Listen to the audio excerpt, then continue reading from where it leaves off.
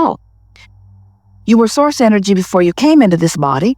A part of that consciousness came into the you that you know as you, and as you explore the variety and continually give birth to new expanded ideas, the source within you rides that rocket, so to speak, and becomes the fullness of every new idea that you launch.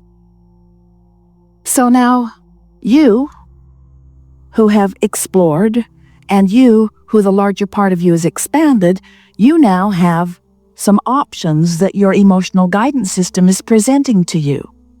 You can remain focused in opposition to your own expansion and feel bad while you do it, or you can turn your attention in the direction of what you're asking for and begin to feel the flow and the momentum of the power of the energy that creates worlds flowing through you. In other words, when you go with the flow of who you are, you feel wonderful. That's what passion is. That's what enthusiasm. That's what love is. That's what the smell of a good idea is. That's what inspiration is. Your source has evolved because of requests that you have sent forward. Your source is holding steady to the vibration. Law of attraction is assembling all cooperative components, and you, depending upon how you are focused, are cooperative, good feeling, or uncooperative, bad feeling. That is the story of how you feel and why you feel the way you feel. Every time, no exceptions, that you feel negative emotion, it's not because that thing or that person that you're looking at made you feel bad. It's because that thing you're looking at made you ask for more and you didn't go yet. You're still talking about why you need it instead of how good it will feel to have it. You're still defending your reason for asking rather than just going with the flow and understanding and accepting that when you ask, it is given every single time. But it is given vibrationally first, and that's the thing that trips so many of our human friends up. You don't care about the vibrational giving. You want the money in the bank. You want the lover in the bed. You want the car in the garage. Vibrational, vibrational, vibrational. What's this vibrational stuff? I want to spend it. I want to know it. I want to see it, smell it, hear it, taste it, touch it, feel it. I want the tactile, physical experience of it. And we say, if you will satisfy yourself just for a little while with the emotional version of going with the flow, if you will be satisfied for a while to feel the exhilaration of the good idea, it is our promise to you that your good idea will manifest in your life experience, in your what you call reality, in the same way that it has already taken shape and form in this vibrational reality. This vibrational reality is a reality. It is the vibrational precursor to everything that you know that is physically manifested. But as humans, you've become such organizers of the physical stuff and such observers of the physical stuff that you have lost your sense of who you really are. So you want to see something rather than feel something. We want you to get back to that primal, pre-birth, source energy, memory, that sometimes it feels good just to feel good by affecting the direction of your thought and finding the feeling. The beasts of your planet still remember that. They are much more intuitive, you call them. They are much more instinctual, you call them, which means they're listening to vibration. And you say, well, they've just got good ears. And we say, yes, they do. They have good ears. They are keenly sensing vibration. They see better than you do. They hear better than you do. They smell better than you do. Their food tastes better than yours does, and it's dog food.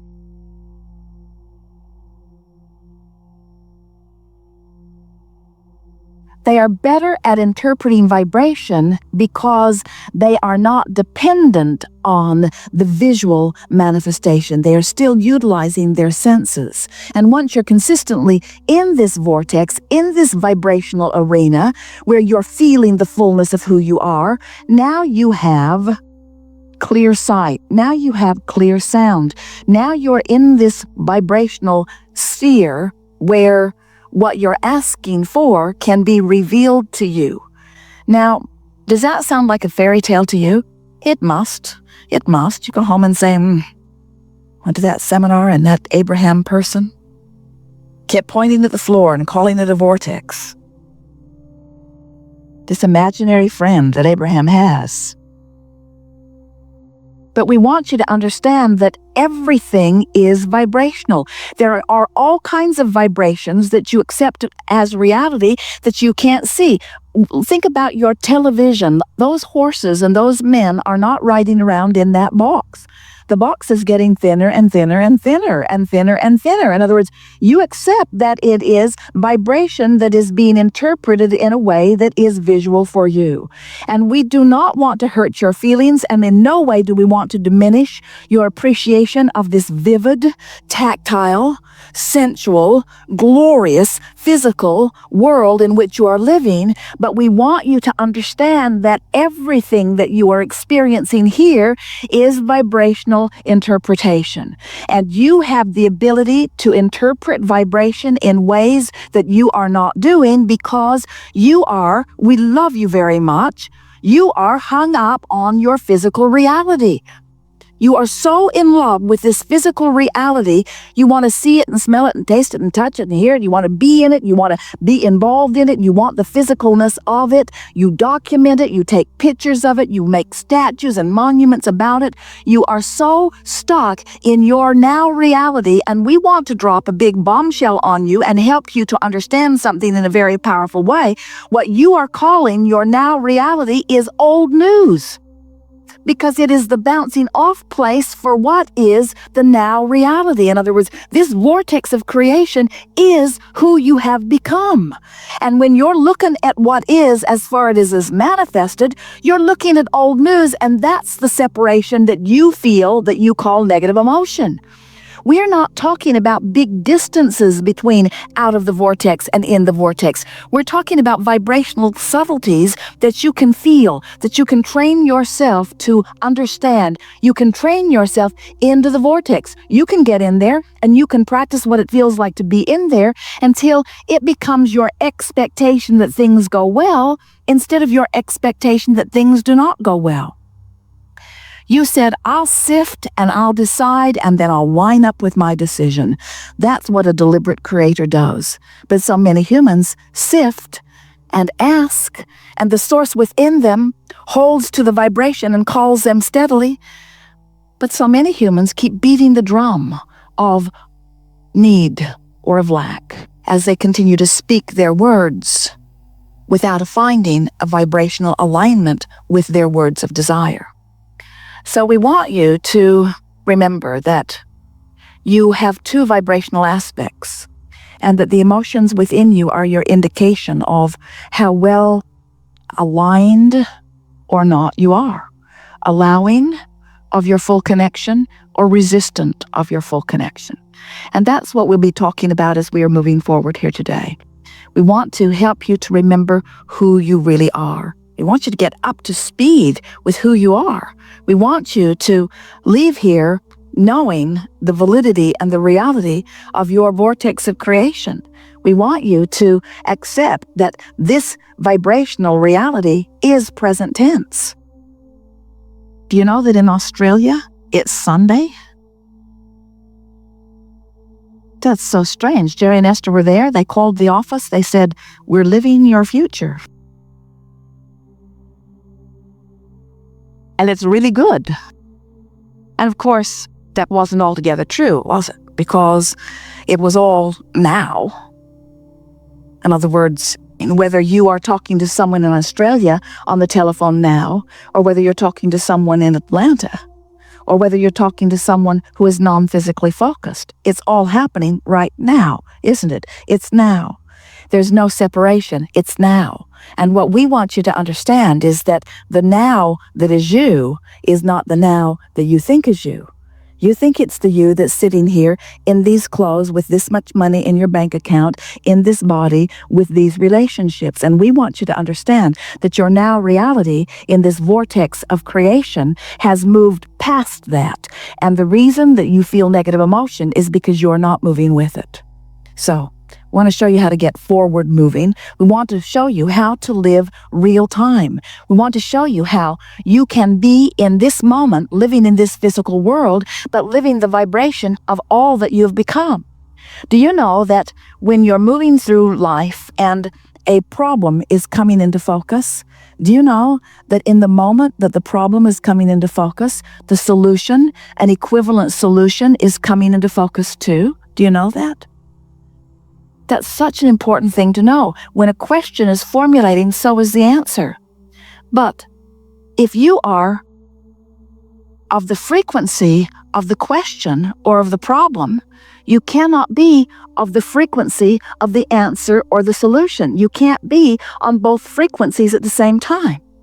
We think that it will be helpful to you to understand that the equivalent solutions are brewing with the equivalent problems. And you can get so good at living so real time in this vortex by reaching for thoughts of optimism and thoughts of appreciation and thoughts of love. You can be so in sync with the vibration of who you really are that as a problem is coming into focus, the solution is too, and you can be so good at living real time that you don't even ever know the problem happened because the solution happened at the same time. Yesterday, and it happens almost every time, Jerry and Esther are driving anywhere. Esther is driving the monster bus. They're coming into the hotel. And as she is looking out ahead, she sees a vehicle towing a trailer with some equipment on it, and as Esther looked at it, she knew something squirrely was about to happen. She could just feel it. So she backed way off. She actually put her foot on the brake and slowed down about 15 miles an hour. The car behind her slowed too, and the one behind that slowed too, and the one behind that slowed too. Esther's bus is very big. And the man who was pulling the trailer was changing lanes with a car in his blind spot. And the car who was in his blind spot swerved way out of the way right over to where Esther would have been if she had not felt the problem and the solution simultaneously. Now that happens to you all the time. You know it does. All the time you have those sensations, and much of the time you don't actually ever get to see the problem play out so that you don't get to crow about your solution. But we want you to understand that it's happening all day, every day. Your physical body, trillions of cells, when something is ingested or introduced to your body, you breathe a bacteria or a germ, or you ingest something in food or air. The trillions of cells in your body launch these rockets of desires and find the solution before your body ever finds the problem. In other words, this is happening all day, every day. You are introduced to so many things that if the doctors could get you to go every hour on the hour and let them check, they would pronounce you terminally ill with so many different things because your body is compensating all day, every day for what's coming to it. When you are an ornery toad, you interfere with the communication of the trillions of your cells. When you are in love, when you are tuned in, tapped in, turned on, when you are in chronic appreciation, when you're feeling good most of the time, you don't hinder your cells from finding their solutions in the moment that they are introduced to the problems. And the problems are so slight, they are not even microscopically discernible. When you allow yourself to live real time, where solutions and problems are dancing together, that's what you said you would do. Not one of you said, I'll go into the physical and I'll make life so hard for myself and others around us that we will really expand. None of you said that. You said, I'll go forth into this contrasting environment, and from the contrast, improvement will be born. That's what the evolution of all species is about. Improvement will be born, and, you said, I'll pay attention to the way I feel, and I will do my very best to stay up to speed with the expanded version of me, because the fact of it is, when you expand and you don't go with it, you don't feel good. It's just that simple. You are a lover, and when you don't love, it feels awful. You are one who knows the worthiness of your being, and when you don't feel worthy, you feel awful. And it's not because someone outside of you is assigning that judgment and feeling bad about something you've done. It's that you expanded and you're not up to speed with you. Every negative emotion you feel, no exception, every single time, is because part of you expanded and the other part didn't.